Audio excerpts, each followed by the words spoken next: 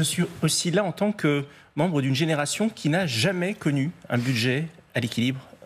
Je suis né en 1975 et depuis 1975, il n'y a eu aucun budget à l'équilibre en France. Et ce qu'il y a en jeu aujourd'hui, c'est quel est le modèle économique que nous allons laisser à nos enfants et à nos petits-enfants. Nous entrons dans une époque où nous allons devoir investir massivement.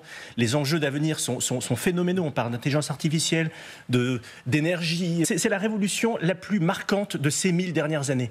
Et on aborde cette révolution en étant littéralement désarmé, endetté et affaibli. Il y a une chose qui a été plutôt bien faite depuis 7 à 10 ans, c'est ce qu'on appelle la politique de l'offre, c'est-à-dire la modération fiscale. La modération est par-dessus tout la stabilité fiscale. La France, qui a toujours été considérée comme un enfer fiscal, notamment aux yeux du monde, et depuis maintenant 7 à 10 ans... Parce qu'en réalité, Emmanuel Macron avait freiné cette... Objectivement. Alors, l'effet négatif de cette situation, c'est que c'était mal financé, parce qu'il faut analyser les choses de manière chirurgicale, c'était mal financé, mais cette politique économique a été bonne. Elle a engendré des résultats. Le taux d'emploi en France est au plus haut depuis 1975. Le chômage est bas, donc ça marche. Et moi, ce qui m'inquiète aujourd'hui, parce que la question n'est pas de savoir est-ce que les riches, est-ce que les entreprises sont prêtes à faire des efforts. La réponse est évidemment oui. Mais la question est de savoir quel est le message que nous envoyons. Non, mais c'est pas ça. La question est de savoir quel est le message que nous envoyons au monde. La France a longtemps été considérée comme un enfer fiscal. Vous avez des entrepreneurs, j'en fréquente beaucoup, du monde entier, qui depuis quelques années se disent on envisage maintenant de mettre la France dans notre équation parce que c'est un pays attractif. Le message que nous envoyons aujourd'hui pour quelques petits milliards, parce que ce dont on parle là, ça ne va absolument pas révolutionner le modèle économique de la France qui est plombé par son état obèse, léviathan, qui ne se remet pas en cause et qui transmet la patate chaude aux générations futures.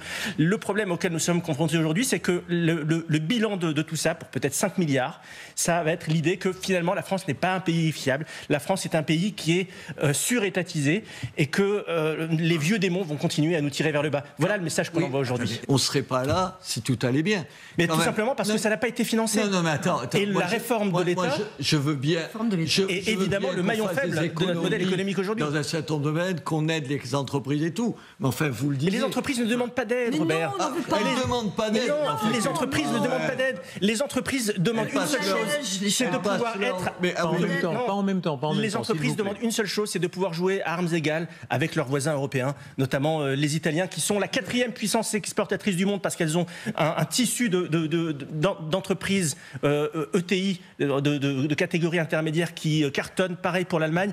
Nous, on est incapable d'avoir un tissu d'entreprises de taille intermédiaire parce que nous mettons des boulets au pied. Nous sommes un pays où on crée beaucoup de boîtes, où on a quelques pépites au niveau du CAC 40 et qui réussissent à exporter la marque France à l'international, mais on est incapable de faire grandir nos entreprises parce que nous avons cet état léviathan qui accroche des boulets aux pieds de nos entreprises. C'est ça la réalité. Ce que je regrette dans le débat actuel, parce que ça serait une partie de la solution, c'est qu'on ne parle pas assez de l'avenir. On ne parle pas assez de ce qui va nous permettre de faire grossir la taille du gâteau. Depuis tout à l'heure, on parle de comment on va se répartir la pénurie, alors que le vrai enjeu de la politique économique, c'est comment on va faire grossir la taille du gâteau. Le business model France aujourd'hui n'est plus performant.